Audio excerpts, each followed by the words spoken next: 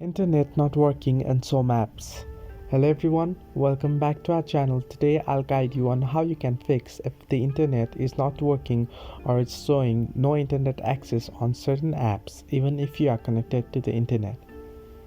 Now, if this issue occurs on certain apps on the device even if you are connected to a proper internet or you are connected to your mobile network data, then go ahead and open your notification bar by scrolling it down and go ahead to settings by tapping on settings icon on the top right of the screen, and here you'll get the option wireless and networks.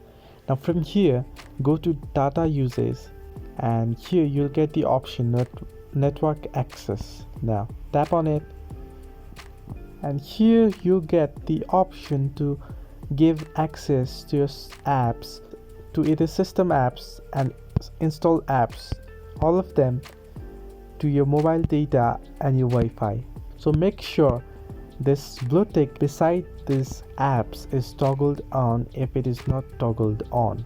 So make sure there is tick mark. This way you can give access to network and the internet. Hope this helped. Do like and subscribe and do not forget to leave a comment down below if you have any further issues.